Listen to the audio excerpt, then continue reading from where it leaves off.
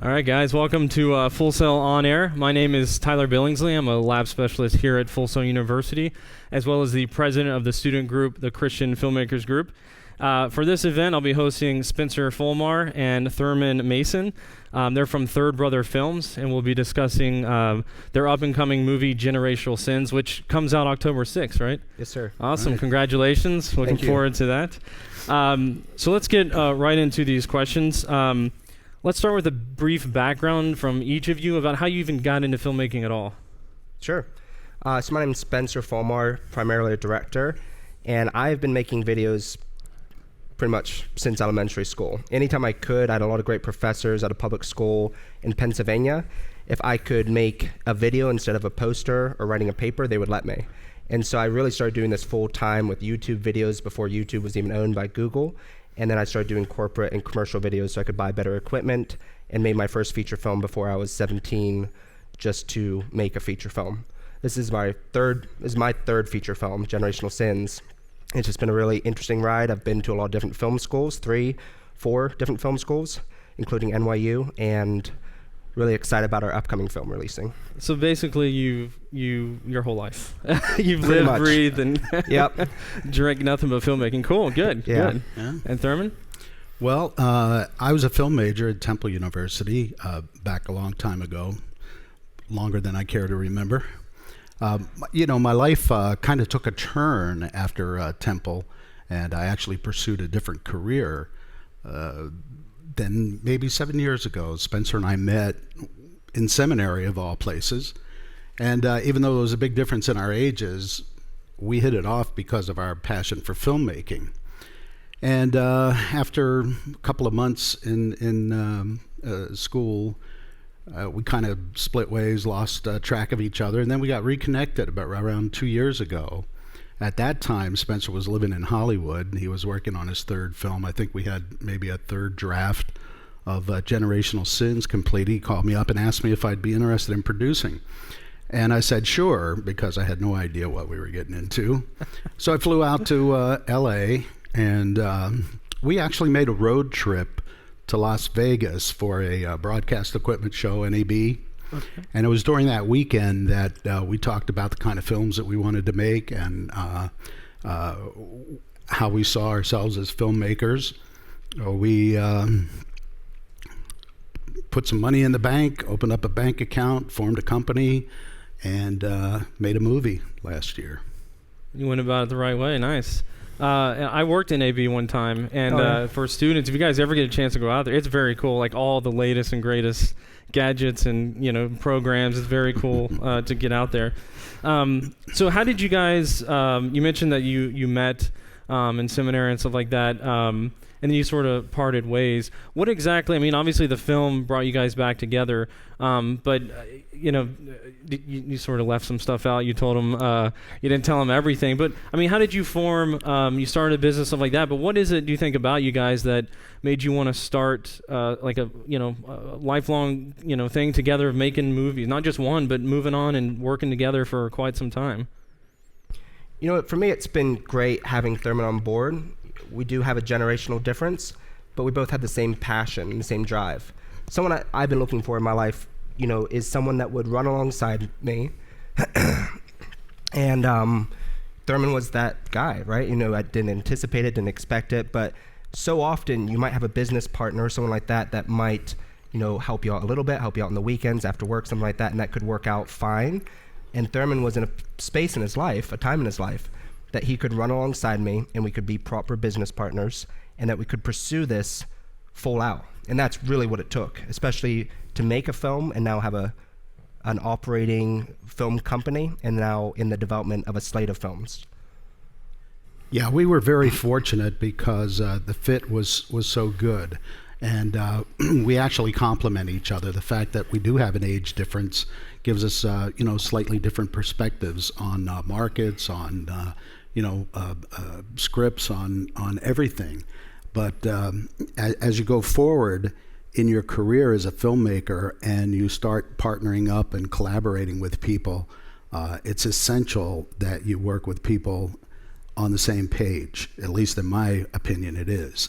Especially at the independent film level where you're wearing so many hats and you're so dependent on the work of other people who you don't always have the luxury of paying scale to.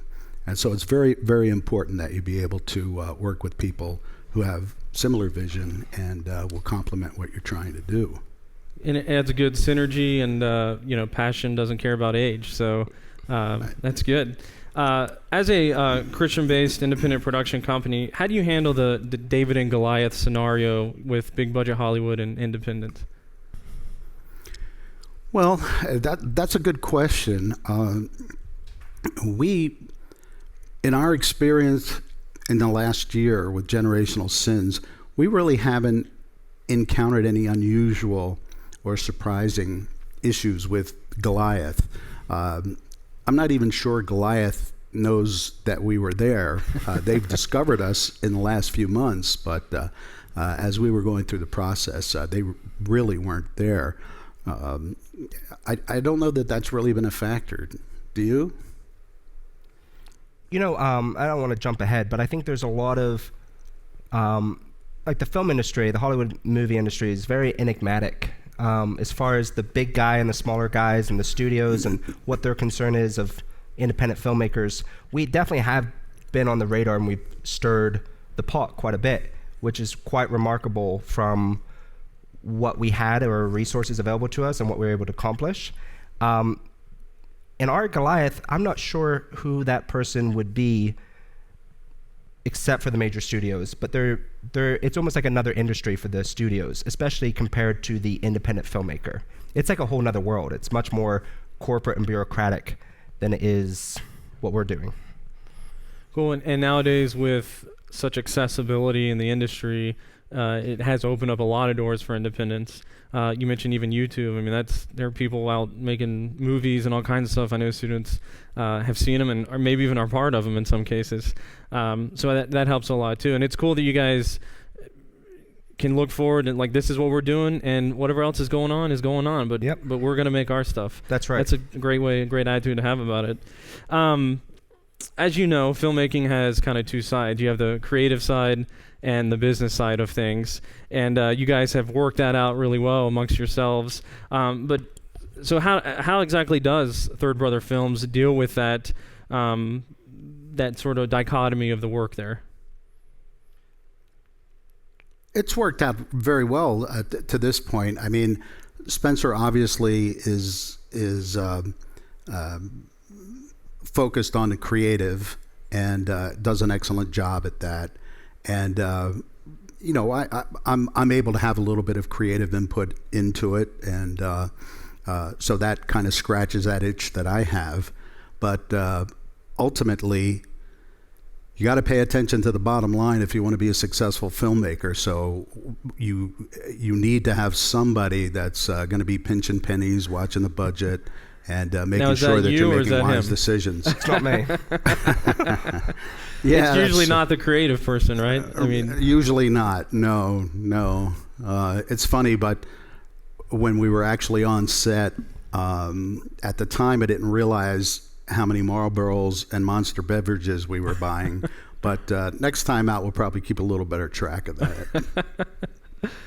And do you guys find that kind of compartmentalizing? I mean, obviously you've got free reign to help here and there or whatever, but does compartmentalizing help with that?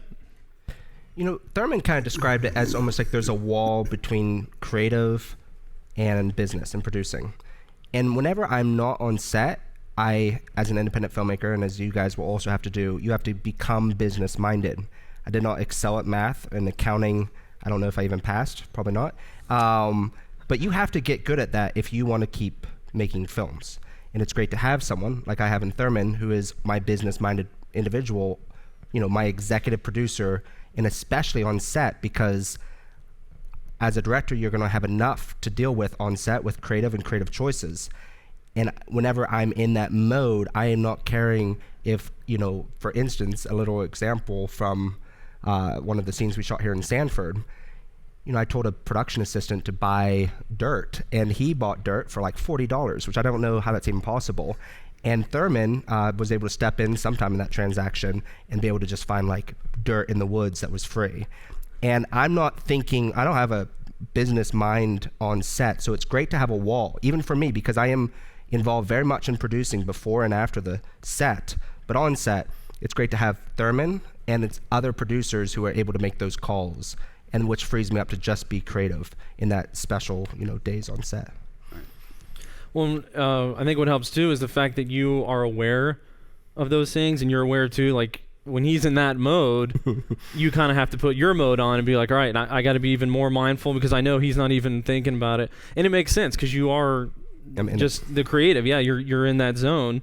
But the fact that when they do step in, you don't have to, it doesn't have to be so irksome, and you're like, stop bothering me with that. Like, you still have that in the back of your mind, at least you're understanding, look, if I want to make this movie, I need to have this here. And so I think that working together and being mindful of it helps a lot too, because I know there's a lot of people who would, whatever, $40, whatever, just get it. That's all I need. Just get it. And at the end of the day, you're going, all right, well, guess we can't make the rest of the movie because we spent so much on it, half of it. So yeah, I think for directors to have a sense of producing is vitally important, because I have classmates even from NYU who never understood the realities of being a producer and being a businessman and finding someone like a business partner like I have in Thurman, and you can't do anything, right, besides starting over on set as a PA or many other things that may never come to fruition. Yeah, and a half a movie is not going to help you, right? It could be the greatest half movie ever, but you're not going to do anything with it. Yep. So cool. Let's get specifically into generational sins, right? It's controversial, and it was made that way, right? So explain to us exactly why you crafted it that way. So Generational Sins, the log line for the film, it's about two brothers who return home to reconcile with their alcoholic and abusive father. So it's like a romantic comedy. It's a pretty heavy drama. It is unique in the fact that in the film, we explicitly talk about what is, as an artist, my greatest truth, which is Jesus and Christianity. And yet we do it in such a way that isn't judgmental or condemning or preachy. And it's very accessible to anyone of any faith, any background, any religious experience. Only probably a third or a quarter of our cast and crew had any kind of religious affiliation. Our lead actors were not religious. And yet it's great because we've shown this film at religious universities and non-religious universities, and audiences both like it, and that was our intention from the beginning. Now, what's different from, I think, some of the controversy is that because we're talking about our own personal faith, and I think artists are supposed to talk about their greatest truth, so we're talking about our faith in a way that hasn't traditionally been done in what's known as the faith-based market, and so it's very uncensored, it's very gritty. There's some colorful language in it that I'm sure we all might have heard in our lives, and so it's unique in the fact that it is not family friendly, and a lot of traditional faith-based films are synonymous to family friendly, and our film is definitely for adults, and it deals with adult issues, and so that's a lot of the controversy. And it actually got a PG-13 rating. Yes. On it, so everyone thought it was going to be R. We intended it to be PG-13. And yet it's still quite controversial, and that shows you kind of where the market's at right now. A PG-13 film is controversial. Yeah. And Thurman, thinking about it on the producer side of that, did you struggle with that concept? No, not at all. As a matter of fact, Spencer and I were really on the same page. Those are the kinds of films that we wanted to make. And, we had, well, first of all, as we're Christians and we're filmmakers, and obviously that affects our worldview. And I think any filmmaker, any artist for that matter, ought to have a specific worldview, because without one, you really don't have anything to say. And we were thinking about our particular worldview. It's interesting. Back in 2004, Mel Gibson made this movie. You might have heard of it. It was called The Passion of the Christ. And even to this day, it remains the highest grossing R-rated movie in history, upwards of $600 million.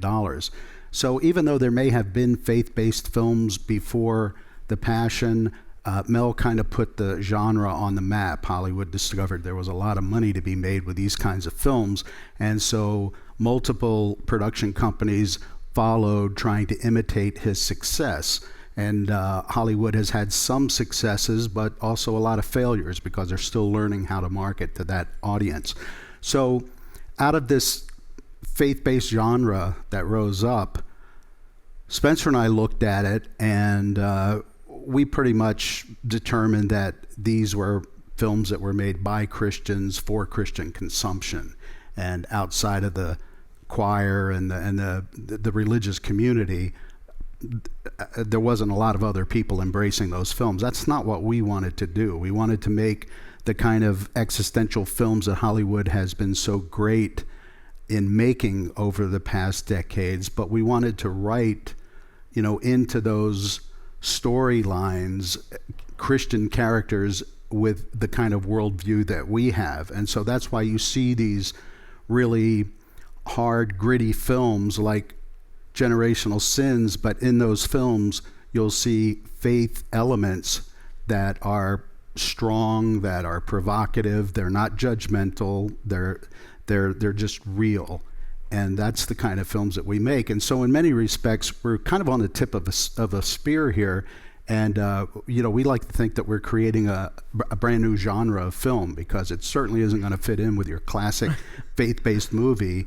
And we had actually, last week, we trademarked the phrase hard faith. And, that's what we're using now to describe this new genre. We think that if we prove the concept and there's some success here in the next few weeks, there'll be plenty of people trying to imitate it, follow it, but we'll always be very proud that we were the first there. Cool. And you've done your research, and you think there's a market there for it, and like you said, up and coming. And of course, the faith-based thing is come and gone, back with Cecil B. DeMille and Ten Commandments and Ben-Hur and all that, and The Waves, and so it does come and go. And I think you guys have sort of hit that sort of not even a niche per se, but a good way of kind of grasping both sides and bringing a lot of people together into that without being the preachy message and all that. All of this being intentionally done, and it's not like you guys just willy-nilly came out and did this. I mean, you've really done a lot of research, a lot of study.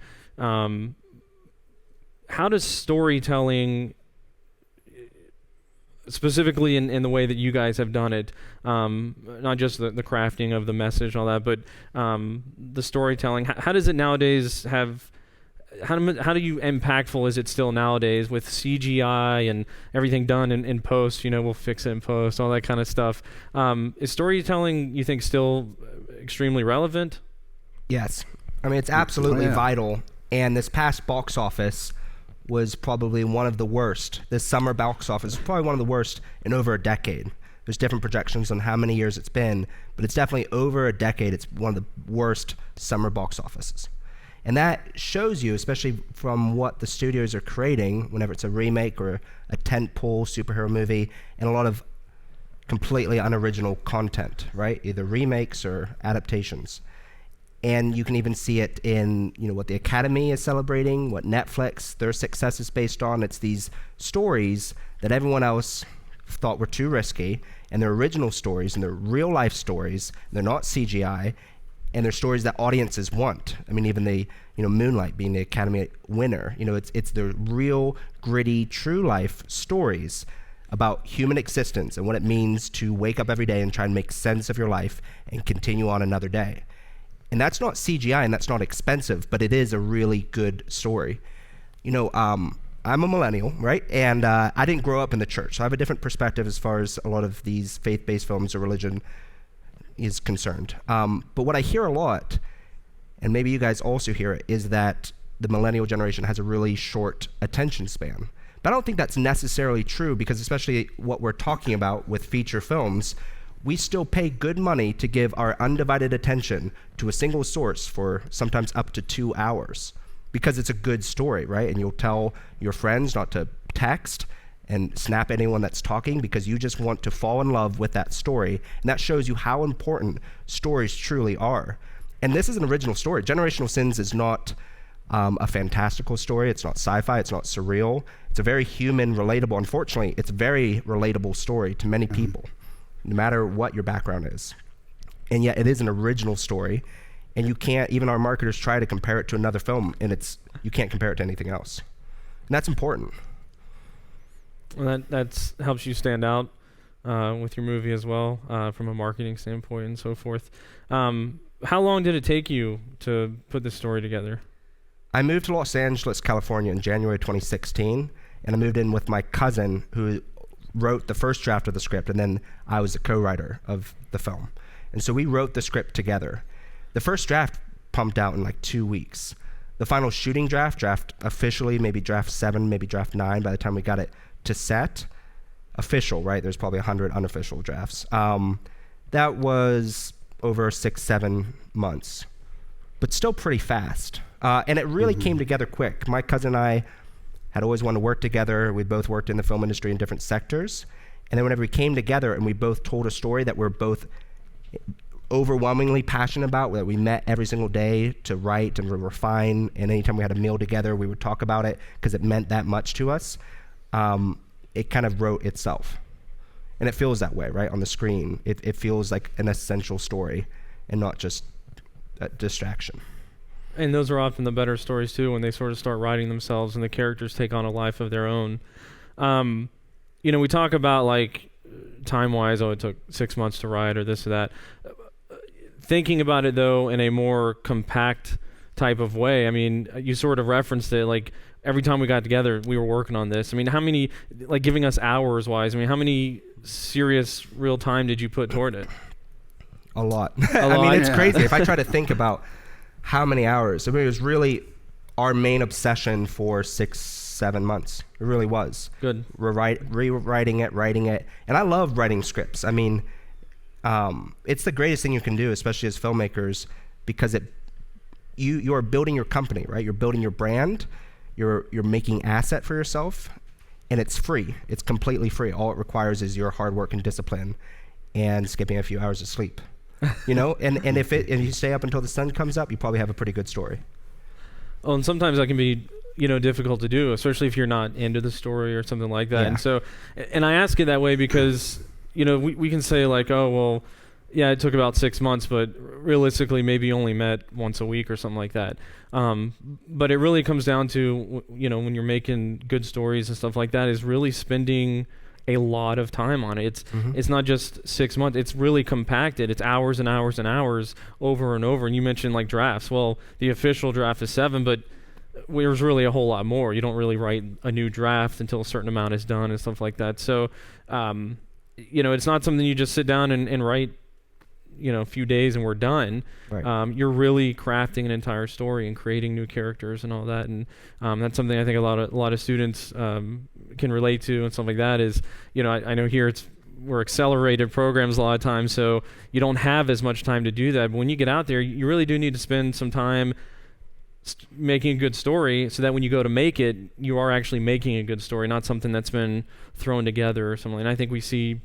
No offense to a lot of the Hollywood movies, but I think a lot of their stuff is kind of thrown together, and especially sequels, like, oh, we got to get it out, make something else. And it's hard to live up to something that they spent a lot more time in the beginning crafting that story, and you really see that in the sequel where they didn't spend that much time. So I applaud all filmmakers like yourselves who spend that kind of time, dedicated time, dealing with a story. Getting kind of into the production of it, what kind of gear did you guys go with, and why specifically that kind of gear? Sure. Well, we shot the film with a red weapon. The camera really had only been available for a couple of months when we shot it, and we shot it in 6K. Rather than buying the equipment, we rented the equipment with technology moving as quickly as it does, and already the helium has replaced the equipment that we shot a film with last year. It never benefits you to invest your money in depreciating assets like that. So where it's possible to rent that equipment, I advise that you do that. That's what we did. But we wanted we knew early on that we wanted a specific look for this film, and it was necessary to get that look to use that equipment, in our opinion. So you figured a lot of that stuff out in pre-production. You had a visual in mind that you wanted.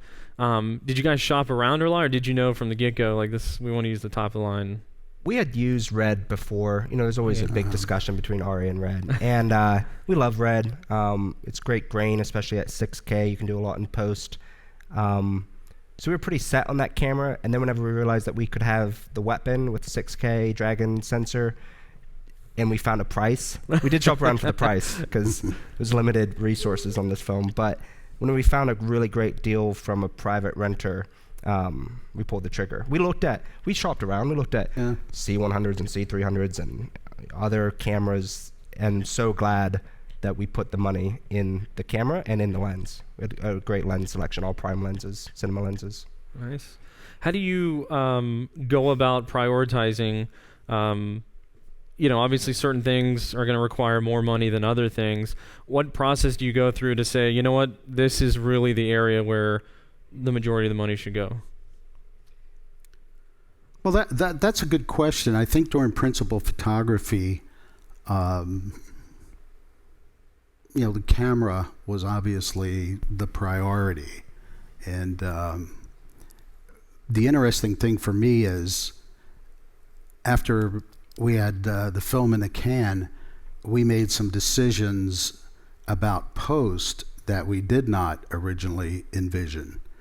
And we had to put, a considerable amount of money that had not originally been budgeted into post. And we did that for one primary reason. When we got the film, when it was cut, first cut, we had some people look at it, and I think we kind of surprised ourselves. I mean, it did better than what we had hoped for. It exceeded our expectations. Good.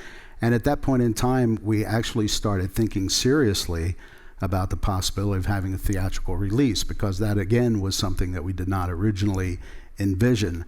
But with some professionals out in Hollywood that we were able to meet, they encouraged us to do that, and we decided to do it. So for us, that priority became post-production. And I think when you see the film, the final mix is right on, and the sound design is incredible. We had some professionals color the film. They had colored, Birth of a Nation and quite a few other films like that. And it's probably increased the production value of this movie tenfold over what we thought it was originally going to be. So you never know where your priorities are going to be. You kind of are in a constant state of making that decision and processing all those things as you're making your film. So you go out with a certain vision, but so you think it behooves student or any production maker to be malleable, to be able to just go with the flow, Absolutely. I mean, that is the creative process. That's what cinema is all about, collaborating with creative people and watching this thing begin to take on a life of its own. And it's cool to hear that also from the business side of it as well. Like, we talked about you having the being in that creative zone, something like that. But you're able to see it from the other side. You know what? We can do this. We do have some budget, moving around that we can do. And you know what? This is worth going this way. You mentioned that you had some people watch it. Did you guys have a test audience, or did you have like personal friends or professionals who exactly watched it? Well, we didn't have a test audience per se, because we pretty much locked the film when we started showing it around, as opposed to test audiences that may inspire you to go back and change your film. We were past that point. But we did want feedback, and that feedback became very critical and important to us in terms of marketing the film later on, because we were still in the process of trying to define this particular market. This film is kind of it's sort of revolutionary for reasons we've already discussed, and nobody has ever made a film like this before, and Hollywood becomes very comfortable in their business model. They look for certain types of film. Those are the films that they want to distribute and promote. So when you come up with them with something a little bit different, They don't know what to do with that. So we needed some feedback later on to help us identify where our market was and to make sure that we didn't spend money foolishly trying to sell this film to somebody that would never be interested in buying it. And that was challenging. And I'll tell you, the whole process of making a movie like this, you may think that it's done when you get the film in the can, you marry the audio and the video, but the work really just starts, because distribution and marketing is a huge battle and it's a huge challenge. Well, let's kind of get into that part of it. You know, we've gone through the creative part. You guys shot in Sanford and Eustis. You mentioned that here in Florida. You worked with Film Orlando, the Film Commission, local Film Commission, and Southeast SAG. You worked with them as well. How was that? They're great to work with. Mm-hmm. Yeah, Film Orlando, they did everything they could to kind of, grease the skids and helped us with the permitting. Our permitting requirements were not all that complex because we were only shooting for 4 days, and we didn't require a lot of permits, but we found them to be very congenial and helpful, and helping us with the applications, because normally when you see those applications, you got all this stuff in here and you're thinking, how in the world am I supposed to answer that? And a lot of it really isn't designed for small independent filmmakers, but it's always nice to have people in the office tell you, oh, don't worry about that, we'll fill that in later, or whatever the case may be. So it was good working with them. And so they really are there to help the filmmaker. Mm-hmm. They are, right? They're not trying to create extra hurdles. They want that's to help how you. Everyone views them, though, right? That's how some permit office and some unions are, but Southeast, we're really fortunate. Good. Very accommodating, very helpful. I will say this, though. I think sometimes they get a lot of people walking through there. Yeah. And sometimes the people that are there have expectations that really aren't very realistic about, the kind of movie they want to make and what they need to make it. But we didn't have that problem. I think if you go there and you're a legitimate filmmaker and you really have a project that you can explain to them, they're very helpful. Yeah, they're not there for those types of things. They're there for more of the permitting and stuff like that. Right. Getting into distribution, exhibition distribution stuff.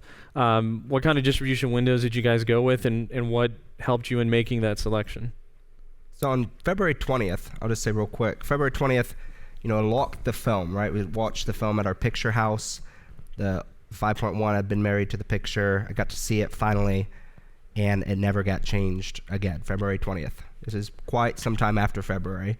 And that is all that we've been doing, is marketing and getting a proper distributor, and now doing press and ramp up for the release of the film. And that's a long time, right? The creatives ended for me as a director on February 20th for this film. And since then, Thermo told a little bit about just the journey of finding a proper distributor, because we had many offers, right? Or different people that were interested in taking the film, different sales agents, people pretended to be distributors but were really sales agents, and then finding a proper distributor that would be able to take our film to the finish line.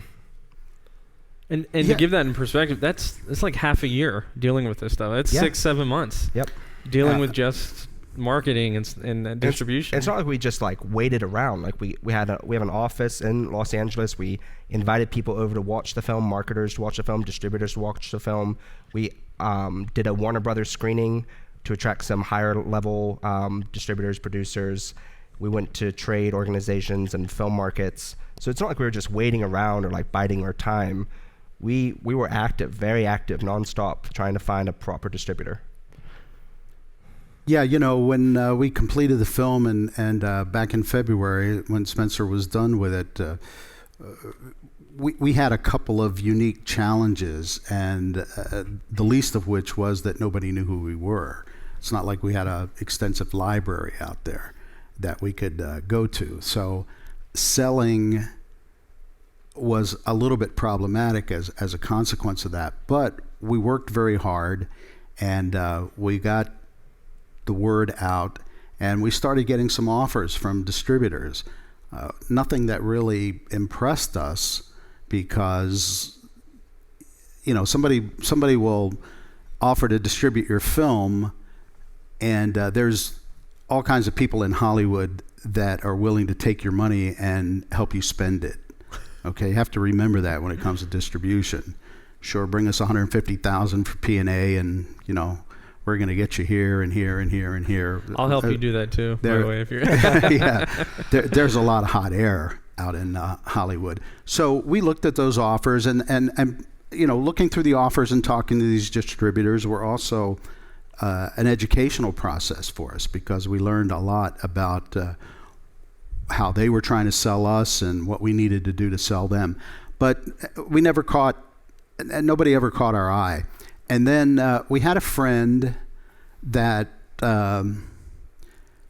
was actually a producer on Hacksaw Ridge, and Terry had introduced us to a publicist that he had been using frequently in the past.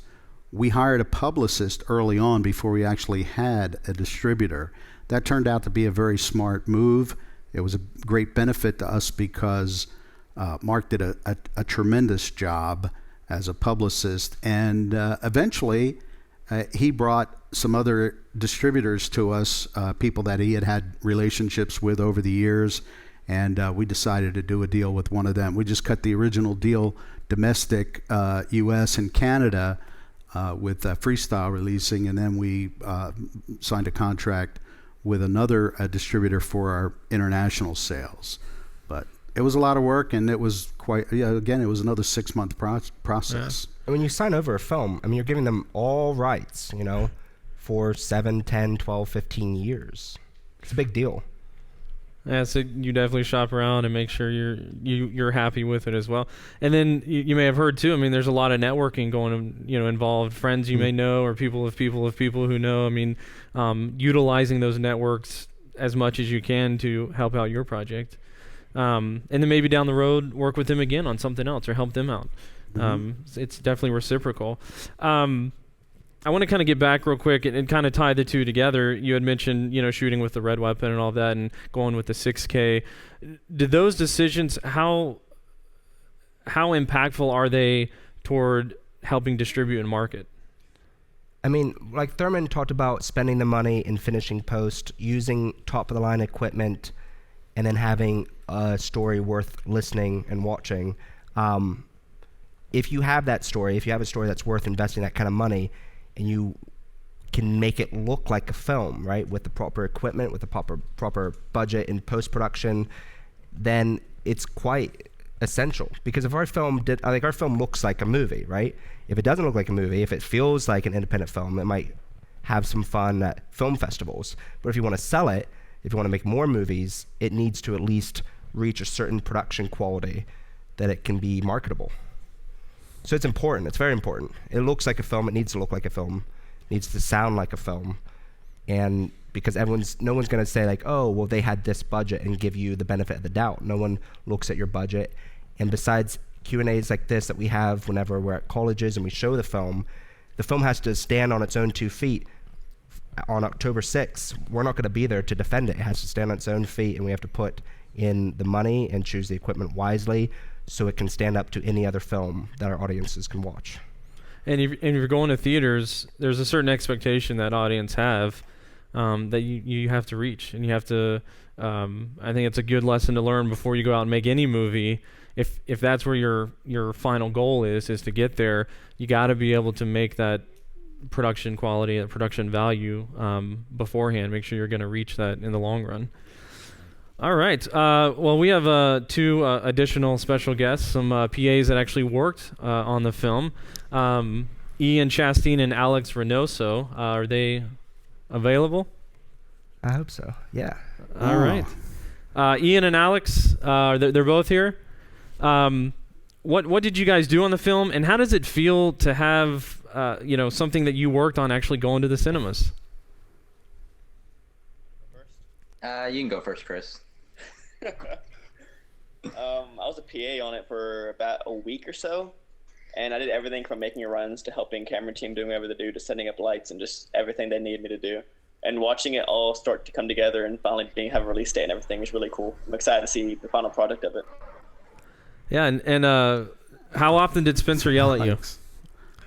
Spencer was super nice. I came into it really like worried that this is going to be like a high tense situation. I walk in at like 4 a.m. the first day, and they're all like, "Oh, hey, the PA's here," and they're all super nice and everything. So it was a great experience. Good. And how does that help when you're out there working on that, to have a crew that gets along and has a decent respect for everybody? I've been on sets where crews do not get along, and that was a really good experience. That was a good starting thing where it's like, oh, these guys are really, everyone flows together. There's no infighting. There's no complaining about other departments. It was all really nice. Awesome. Thank you, Alex. Good to see you again, man. Where are you at? I'm currently back in Texas visiting my family, but I'm heading up to New York soon to start working up there. Okay. Hit us up for our next film. You're great. You look like you're sitting there at Reggie's. You know. It's just my parents' house. Awesome. And Ian? When I was working, I actually worked up in the Pennsylvania area with them. So they flew me up there. I worked with them. I was a PA, but I did everything from running waters to everyone, to helping block traffic when we needed it, to helping with basically everything that needed to be done to get this movie rolling and completed. Hey, Ian, how are you? I'm doing good. How about you? I'm doing good, man. I just wanted to tell you how proud I am of your accomplishments scholastically, and what you did on set with us up in Pennsylvania. I'm sure you remember, and I'm very happy to see you here.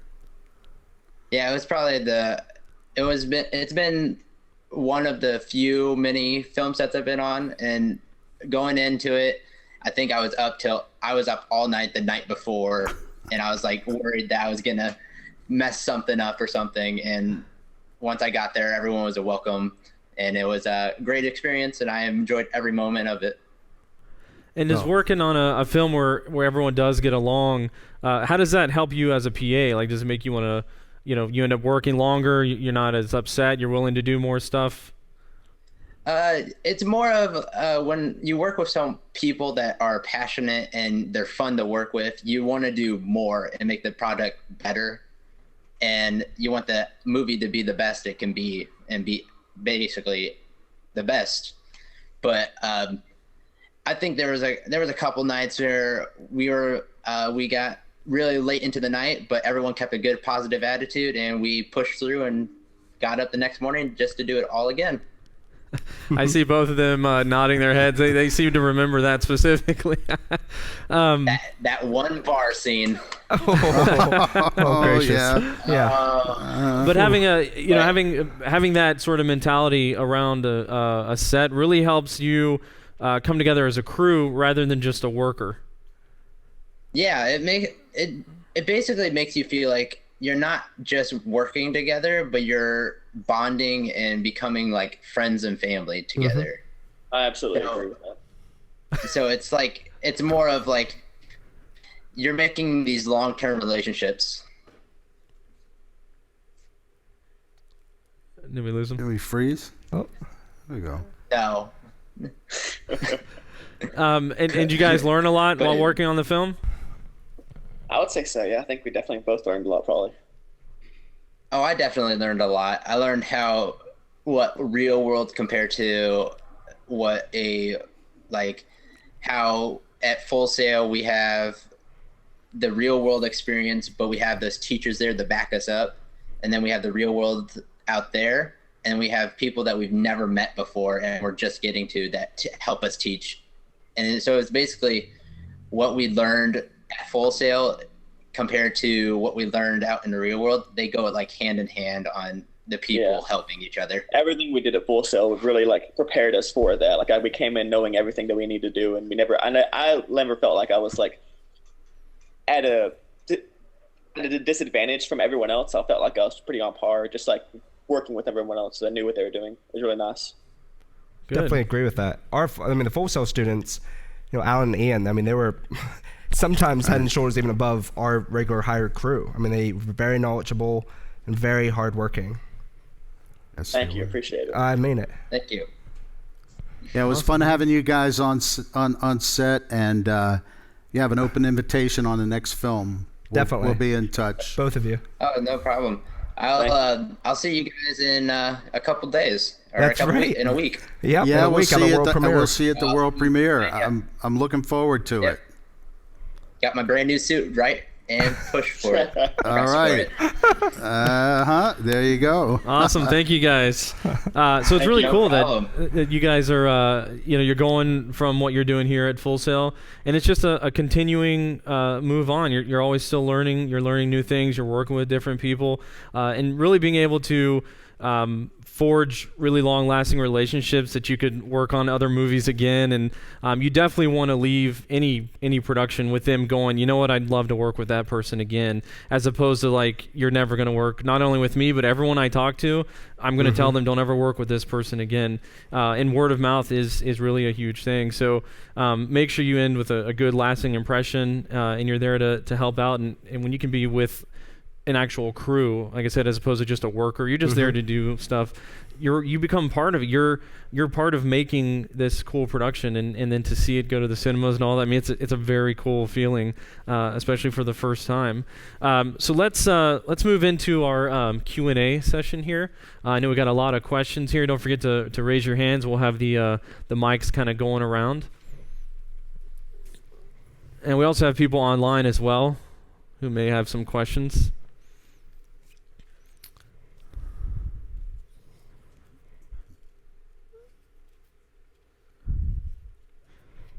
All right, there we go. We got someone to start. We got a microphone. Oh, yeah? So I figured I'd ask a question. If you don't mind sharing a little bit about some of the marketing activities that you've done so far for the film. Well, about 2 months ago, we had met with our distributor and built a team. We've been having regular team conferences every week for the past 4 or 5 weeks. There's probably 15 to 17 people on that team. We have people that are responsible for social media, for digital platforms, for theatrical screenings. Our publicist is part of that team. We've got a PR company. So there's a big group of people that are all working together to promote this film. There's just a tremendous amount of work involved in that. So, I mean, it's a necessity for anybody, even with a small theatrical release like we're doing. It's just a prerequisite. And to kind of add to that, how important is it? You said you've got someone dealing with all these different departments. How important is it to have that as opposed to trying to do everything yourself? You can't do everything yourself. I mean, this experience with Generational Sins, it was classic independent filmmaking at its best. You heard these two guys talk about what they felt like on set and how people got along together. You don't have any other option. With a film like that, with any independent film, you're never gonna have enough capital, you're never gonna have enough talent, you're never gonna have enough equipment, you're never gonna have enough days. I mean, that's what that process is all about. So if you don't have people on set that you can bond together and turn into a team, because it's a team sport, and you can't afford to have people who are out, lone rangers on their own, doing their own thing, because that's a curse, that's death, and there's not enough days on set to repair damage that could be done in the snap of a finger. So, I mean, that's what you're looking at when you start into this industry, unless you happen to be lucky enough to work for Spielberg or somebody, first time out. Well, and if you have that kind of attitude, you may start in this industry, but you won't go too far. I mean, you just won't receive another crew call, because who wants to work with someone who is trying to take over or not do what they're there to do? Right, and the producers are looking at you. It's a trial run. We have people that were on set that we will definitely be reaching out to and probably working with for the rest of our film career. And then there are other people that that's just not the case. So, keep that in mind. Yep. I've got another question here. Cool. Tessa, all right. This one is about film financing. film financing. I wanted to ask for independent film, what are some specific steps that you guys take to bring in the initial financing for the project? And are you tapping into your personal networks for this, or are these companies or studios you have relationships with? Well, when we capitalized our company, Spencer and I put in our own personal money, and that's how we seeded this project. We then went to family and friends and associates and raised the balance of the money that we needed to complete principal photography. We never got involved in any of the other traditional financing mechanisms like studios or anything like that, because we were too far along in the process. We didn't really have any name talent attached, although I must say that our actors did a phenomenal job, and we did have one lead male actor that was a big star in Australia, but people don't really know who he is in the U.S. Ironic, it was ironic, but we wound up actually spending more money in post and P&A than we did to actually shoot the film. But you have to decide what type of budget you're going to work with and make some realistic assumptions about how you're going to raise that money. It's one thing to make a $10,000 independent short film. It's another thing to make a $250,000 film. So, it depends on the scale. Start with something that you can realistically achieve. And that would be some advice I'd give everybody. Make a $10,000 movie. Take what you learn from that, make a $50,000 movie. Take what you learn from that, make a $250,000 movie. And before you know it, you're making $1 million movies. But you can't jump to the top unless you've inherited a large fortune. And each one of those that you make can help sell the next one, because people want to know, what have you done? Show me something you've done before that's been successful. And I would add too, plan out what you want to do with it all. Not only what you want to make, but where you want to go, what your distribution windows are. Are you just going to do YouTube for the first one? Are you going to go select theaters, film festivals? And that's going to help budget out where, especially on the post side of it or the distribution side, how much money you're going to need out of your budget to do those things as well. So, all right, we have another question. You have a mic?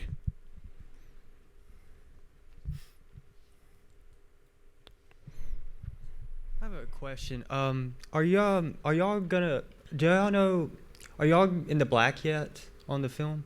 Just out of curiosity, like more of a finance question. You want me to answer that one? Sure. You give me all the tough questions. No, we're not. The short answer is no, we're not in the black. We are hoping to begin. We've got a few pre-sales from tickets that have been on sale for about a week, but you've got a significant amount of capital that you lay out to make a movie, and then you have to wait until it starts to come back. So we're just at that point now where, right, exactly. The film, you can't even buy the film right now. You can't download it until the 6th of October. I mean, you can go on iTunes, and there's a link for you to pre-order the film. And you could. We are playing here in Orlando at the Universal City Walk. Yeah, Universal AMC City Walk. It'll be there on the 6th of October, and I think you can go on AMC's website and you can pre-order tickets. But that's the only revenue that we're going to see until after this film releases. Yeah, I was just curious about that. Mm-hmm. And for those who maybe aren't in the finance savvy part of it, can you explain to them what exactly it means to be in the black and all that? Well, I mean, it's kind of a simple accounting concept. It means that you've made back all of your expenses and you're starting to make a profit. I mean, it's not too complicated. If it costs you $1 million to make a movie, and you've made $999,000 in box office or other revenue, then you're still not in the black. You're still in the red. I'm in the business side. I'm actually a film student, so I'm kind of just curious about that side. Mm-hmm. Yeah, and that that's something that can occur, hopefully, pretty quickly after your film gets released. But unfortunately, for some people, it never occurs. Even Scorsese himself lost a bundle this year on silence. I think we know one investor that lost $40 million just on his own. So it's a risky business. And while they're out finding another person to ask questions, how much of your budget? Because obviously it doesn't end. We talked about this is half a year now, still going in marketing, distribution, all of that. So it's not ending. How much would you say of your budget are you still kind of using just to do the stuff you're doing now? Generally, I'm not sure. I know what you're asking. Like a percentage-wise, or just generally speaking, how much you got your budget for pre-production stuff, production, post-production, exhibition, distribution, but a lot of people don't think about the fact that it's still not ending yet. You're still going to be doing it's okay. It comes out in cinemas, but we still got other stuff we need to do. Everything has already been laid out, with the exception of some minor expenses now associated with the tour that we're on, promoting the film, things like that. But as far as major expenses are concerned, that's they've all been expended at this point in time. So we're not seeing the cash go out any longer like it was a few months ago. Of course, yeah. Right. But you got DVDs. From a Hollywood perspective, they still got commercials they're putting out for those types of things. You guys have your website you're running, all that kind of stuff. So a lot of people don't, they. Especially depending on where you're coming from, production-wise, I was camera operator, I'm done at the end of production. I don't have anything else to do with it. There's a lot more that keeps going on. We saw a few years ago for Back to the Future, they made Back in Time, which was a documentary about, was it August 21st or something like that, 2015 or something like that, and where we are now.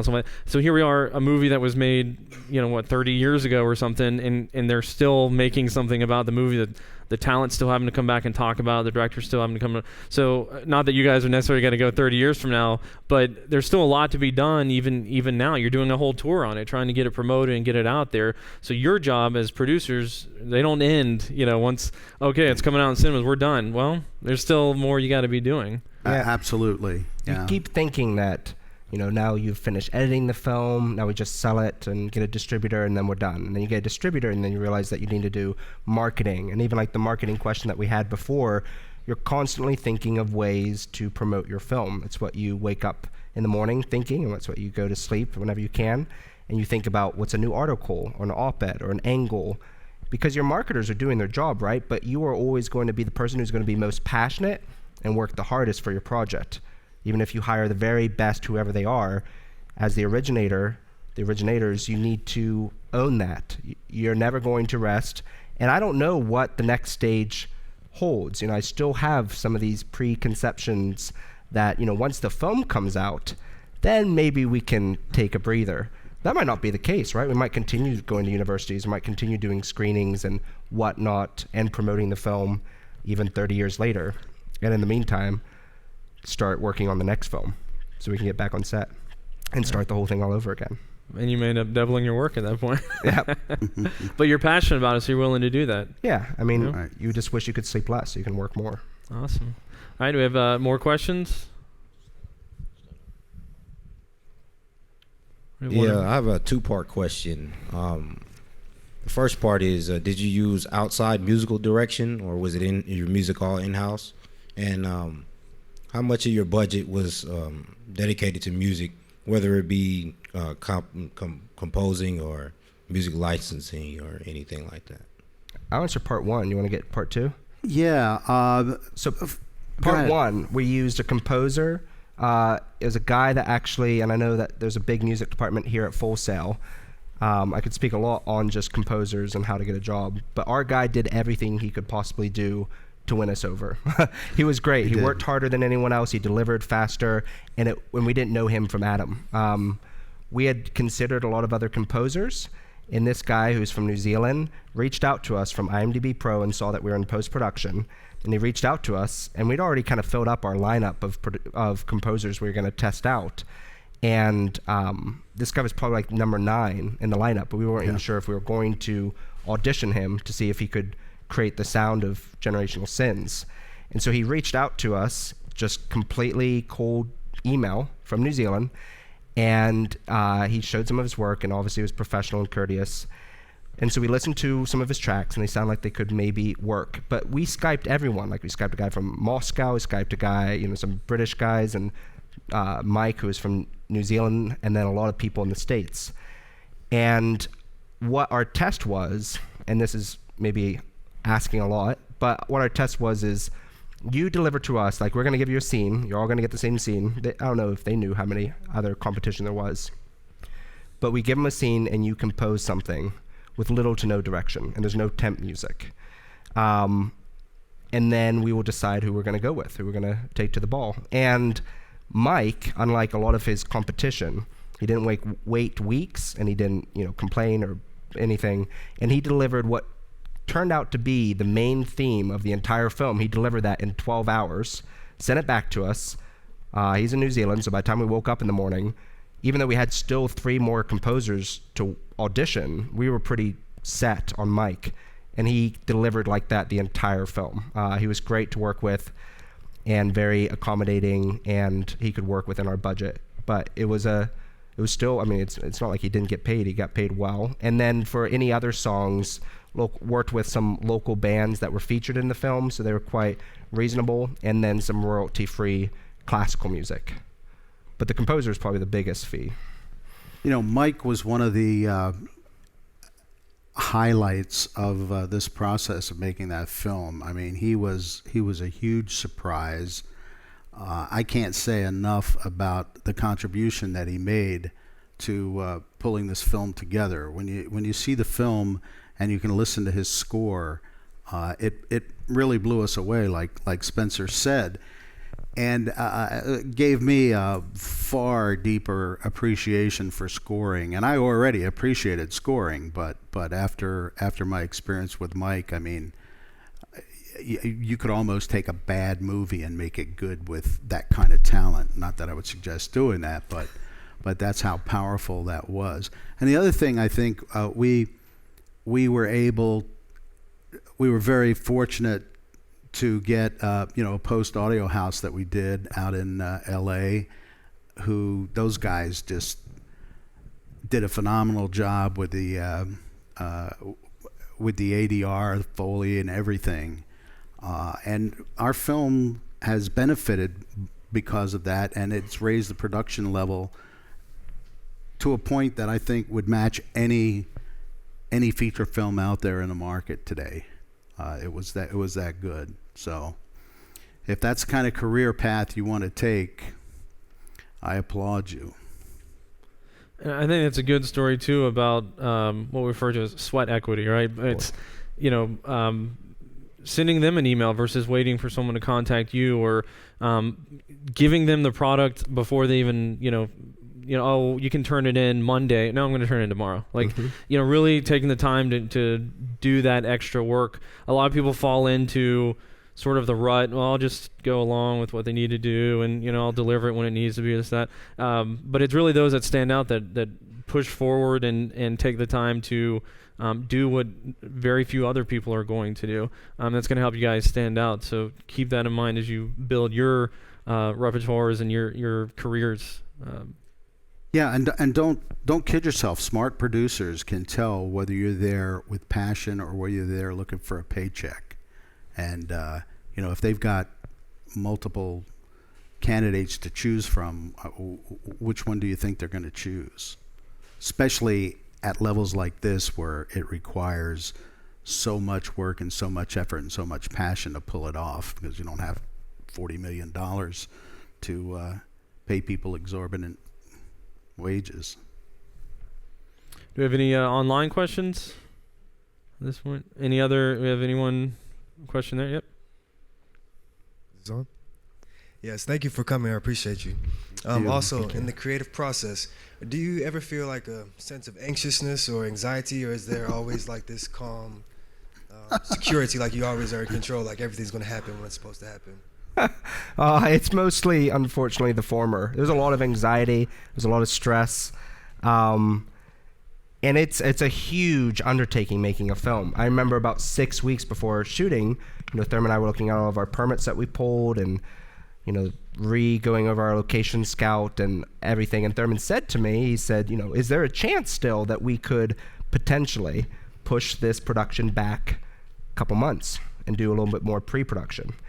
And what you have to appreciate and understand is that you're never really going to be ready, right? You are going to have to leap in with both feet at some point, and it's good to do that. And I said to Thurman, I said that, this is the best film that we have ever made, but it won't be the best film that we will ever make. We're going to make mistakes. We've learned so much from this film. If we use the exact same crew and cast and they had the same budget, it would be a 10x probably better film because of everything that we've learned through this process, these 2 years. There's a lot of anxiety, and it feels, there's a lot of critics, right? And a lot of voices, a lot of negativity. Our film has been featured in some of the Hollywood Reporter press and some of the industry trades. So it has a lot of exposure, and you get people all over the world commenting and criticizing and everything, right? Praising, criticizing. And it's unfortunate, but it seems like, if you get one voice of criticism, it drowns out maybe 10 voices of praise. But you really have to continue to remind yourself why you're doing this. And even though you are anxious, I think the anxiety and the fear that you have, especially going into the first night on set, it just shows you, it's an indicator about how important this is to you and what a big deal it is. And that's something great, right? I mean, that's what you remember and you tell your kids about, because it's that fearful and that overwhelming. It's worthwhile. That's where life is. I want to underscore something that Spencer said, because one of the reasons that we're here, one of the reasons we have a feature film being released in 8 days is because we went out and we made a film. Now that may seem a little bit, obvious, but there are a lot of people that talk about making movies and they talk themselves out of making the movie. There's a lot of people that are not ever going to make a movie because they're never going to be ready to make a movie. And like Spencer said, you're not ever going to be ready to make your movie. And even when you think you're ready to make your movie, it's only because you're too ignorant to realize what you don't know about the process you're just getting ready to step into. So be bold, be courageous, be confident, and go make the movie. Start. And in the process, somehow you'll find a way to resolve the problems, to find the answers to the solutions, to find the solutions to the problems that come up, because it is a collaborative effort, and it will somehow work out. You'll somehow get across the finish line if you have the passion to be where you're at. And the other thing I want to say about this guy here, he's one of the hardest working directors in Hollywood. He works circles around anybody. I don't care who they are. And on set, we could tell you backstories that would raise the hair on your neck about problems that we had, but he never showed any fear. He kept his cool, he kept his calm, even with actors who I would have pulled what little hair I have left out in dealing with him. But as a director, he couldn't afford to do that, and he really did a great job in handling some of those problems, and there will be problems. Well, and I would say, based off of what Ian and Alex had talked about earlier, the way the crew feels and stuff like that, I mean, you got to consider, when you're a producer or director, I mean, you literally have the weight of the entire production on your shoulders. And so there are times where, you could be losing it or something like that, but not once, based off of what they were talking about, not once did they see that from either of you guys. And the producer and director, and them, they know the nitty gritty. They know what's going on, what's good, what's bad, all this stuff. But to not show it, to not scream and throw stuff or this or that, especially as PAs, sometimes you get to be in the areas where no one else is. Even some of the crew, you're in the back bringing coffee or whatever to where director is and all that. To not see all this stuff, I think is a tribute to being a good filmmaker and not causing problems on set, which will only expound any other problems you currently have. by working on this scene and you end up causing an issue, well, now suddenly this scene has a problem. So these problems we were just worried about, now we just added a whole bunch more on because we couldn't focus enough, or we couldn't put on our game face, so to speak, or whatever. So props to you guys for having that kind of attitude. I think that's something that you guys should take with you on whatever you work on, whatever department you're in as well. Definitely. Cool. We have any other? Yes. Can we get a mic?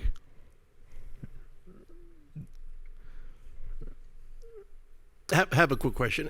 Would you mind sharing a little bit about your release strategy? So about, VOD and streaming, and obviously, getting it on screens, and also about your discussions with the distributor. Was it a negotiation, or was it something that they brought that to the table, and you were on board, or was it a back and forth?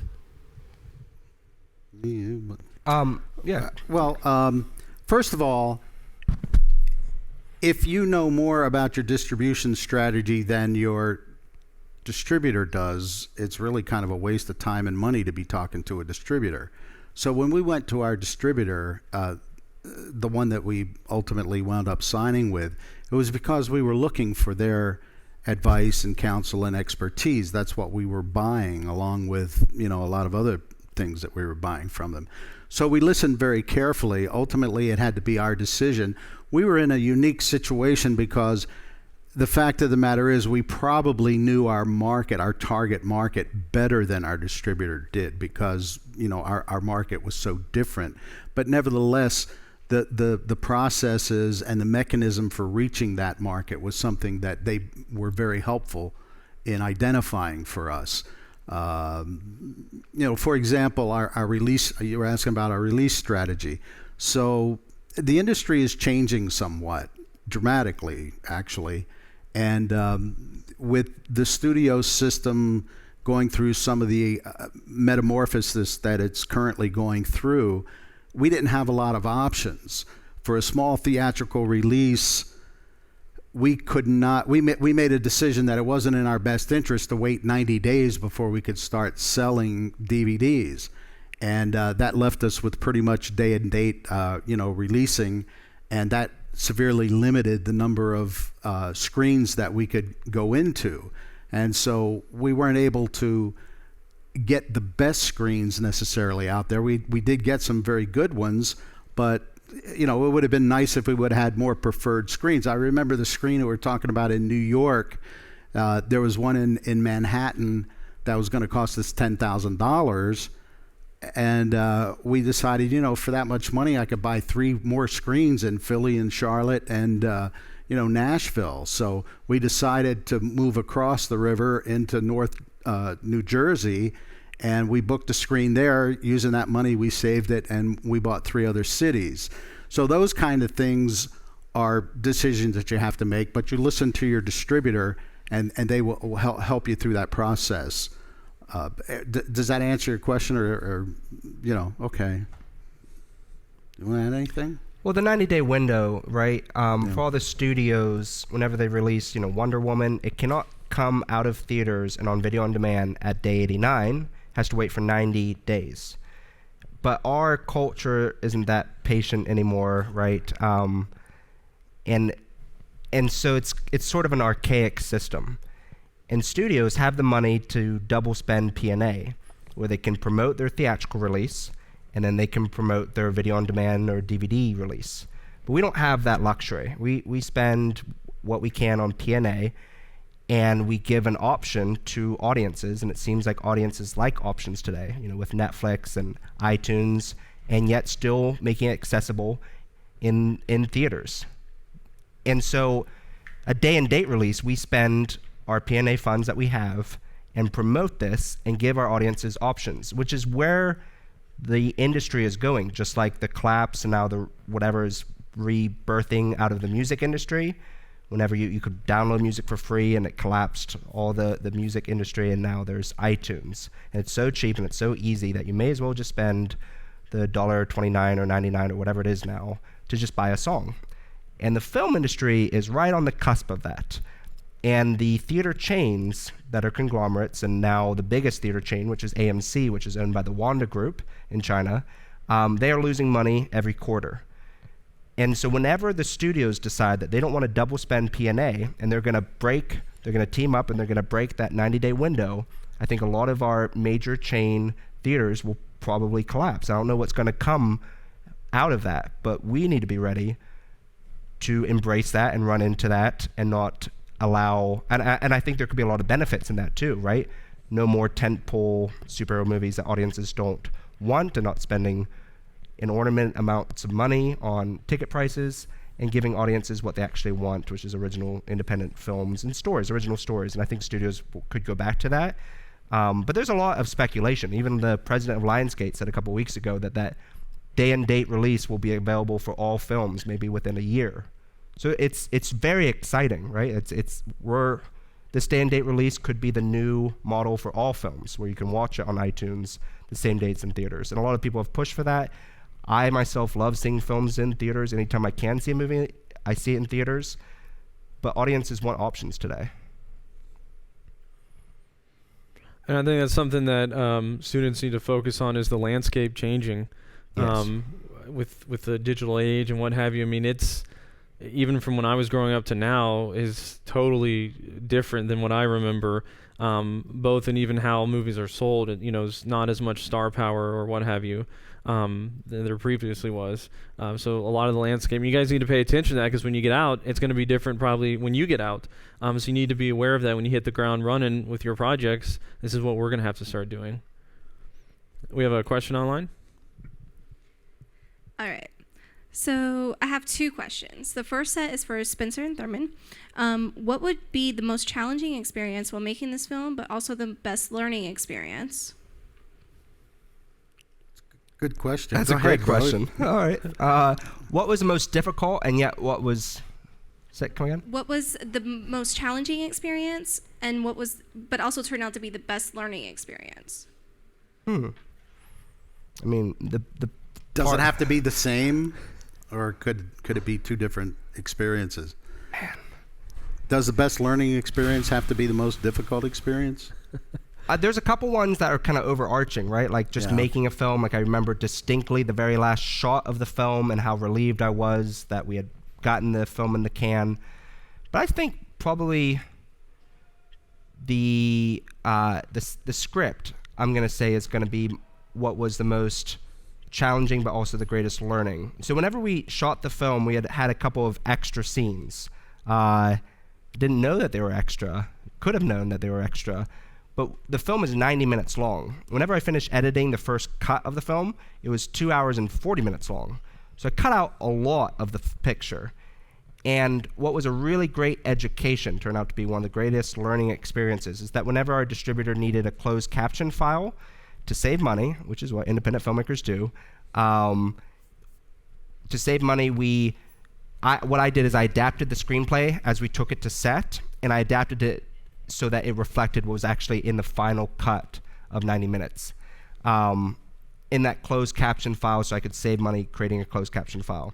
And so it was so interesting to me to see about how much the script changes and kind of reverse engineering it. So if we had taken the script as it was, that we actually shot it, we would have saved so much time on set, we would have saved so much money, and we've been able to focus more on the scenes that were truly essential.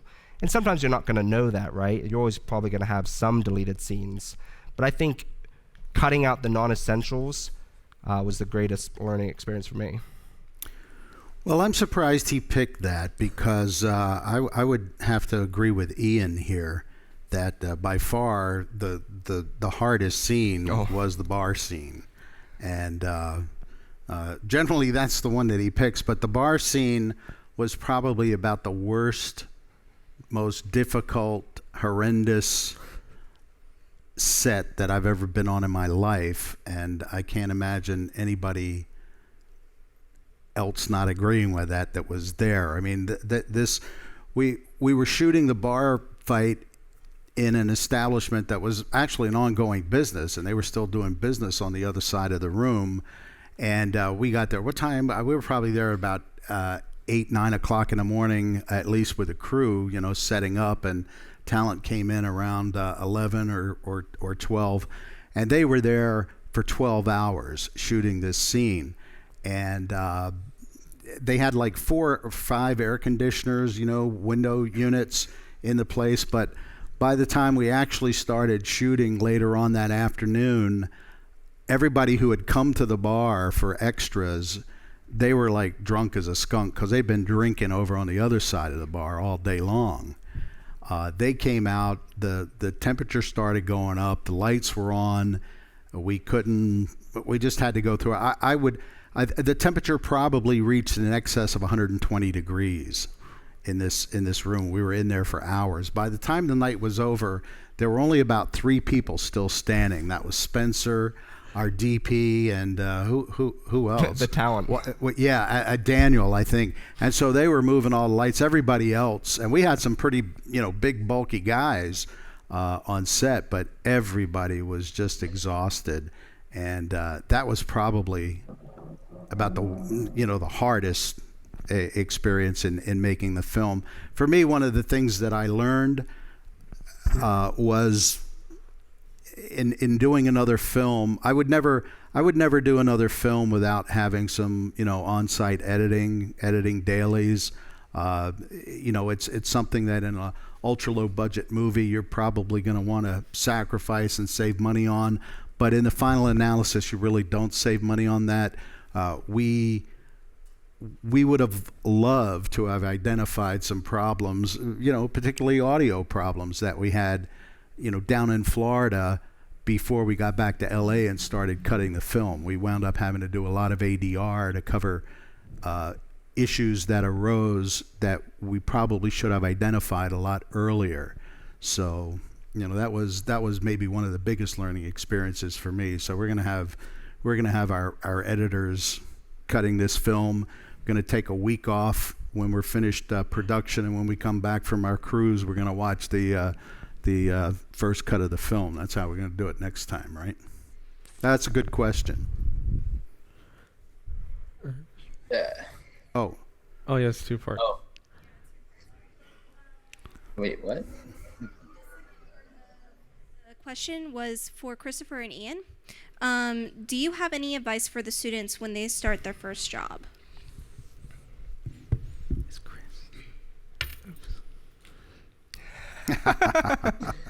I got to think for this one. I've been up for a while. That's what I'm gonna think too. Do you mean first job as in first working set? Correct. Well, I was fortunate enough that even I was at Full Sail when I was still doing my school. I went and actually worked on the set, so it was my first movie, and I was only, I think, 10, 11 months into my program or something like that. So I was out pretty early, and this gave me some real-world experience. But some tips I would say is, if you paid attention at Full Sail, things can change based on where you are and working. Like some of the terms that we used weren't the same, and you have to adapt to the new terms that those people are learning.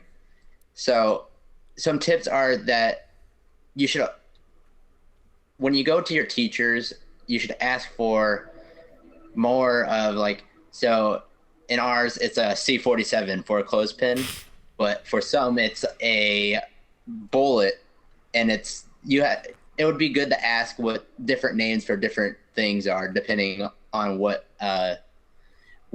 area you're working in. I think my biggest thing is roll with the punches. If someone asks you something that you're not very familiar with, then just kind of be like, all right, well, I'll figure it out, as well go away and ask other people for help. There were a lot of people on the crew, like the second AC and the first AC were really, really helpful for me, for helping me help out the camera team and all their stuff, because the second or third day I had to help rig a car rig with their fancy new camera they had just gotten, and that was one of the most scary things in the world. The DP had me and another PA redo it like 4 or 5 times, and I was like, I've never rigged this before, this is super intense, but I was like, let's just go with it. So they ask you to do something different, just ask a few different questions, but roll with it, don't be afraid. And And don't be afraid to ask for help. That's like a big thing, because if you don't know how to do it and you don't know how to do it right, it really can bite you in the butt later. Exactly. Yeah, and Like it doesn't Ian help was the saying, production people out do- either. Ian was saying people do stuff different, and they did stuff a lot differently than Full Sail was used to. So it's like just kind of adapt and learn. And I would add too that be careful when you're asking for help. When they're busy trying to do something, that's not a time to ask someone, hey, how do you do this over here? But certainly if they're asking you, like they're saying, if they're asking you to do a specific job and you haven't done it before, I don't think I've ever worked with anyone that doesn't enjoy imparting knowledge onto somebody else. For some reason, film crews they love doing that, especially the older generation guys. Let me show you how it used to be done, or how they love that kind of stuff. Plus, they just want it to be done right. I mean, if you don't know how to do it, you're inquisitive about it in a sense of, because I want to know how to do it properly so I can make this project better, not not so I can just learn and apply it later on. It is a part of the production. It's to make a better product at the end of the day. Absolutely, Yep. Awesome. Right. Well, I wanted to say something real quick. When Thurman was talking about the bar scene, and we were doing the filming and setting up prior, I think we were there at 9 a.m. or something, and we were black wrapping the whole building to get it ready for this night scene and make sure it was dark in the bar.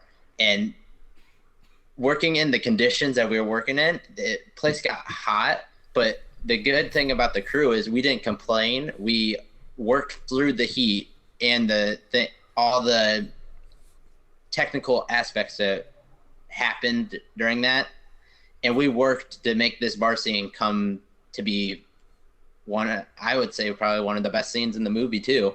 Mm-hmm.